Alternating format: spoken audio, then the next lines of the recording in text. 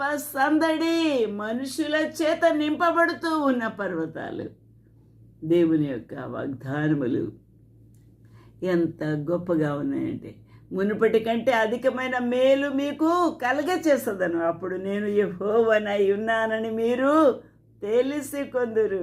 I will multiply upon you man and beast, and they shall increase and bring fruit, and I will settle you after your old estate, and will do better unto you than at your beginnings, and you shall know that I am the Lord.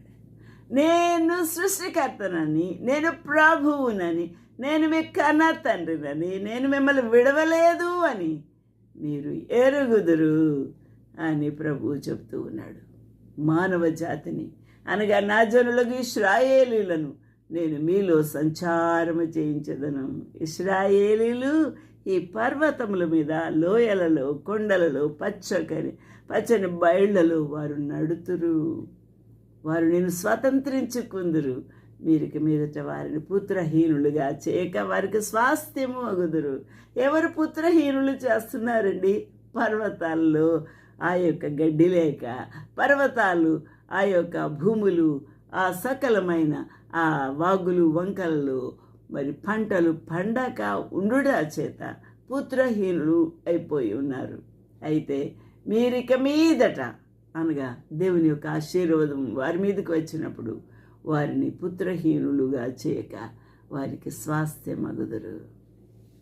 I will cause men to walk upon you, even my people Israel, and they shall possess thee, and thou shalt be their inheritance, and thou shalt no more henceforth bereave them of men. హల్లెలూయా.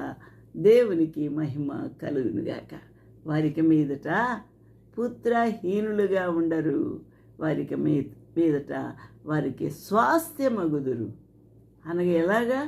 వారు బిడ్డల్ని కంటూ ఉంటే, వారు అభివృద్ధి చెందుతూ ఉంటే వారిని దేవుడు ఆ యొక్క హక్కుదారులుగా, స్వాస్థ్యముగా చేస్తూ ఉన్నాడు.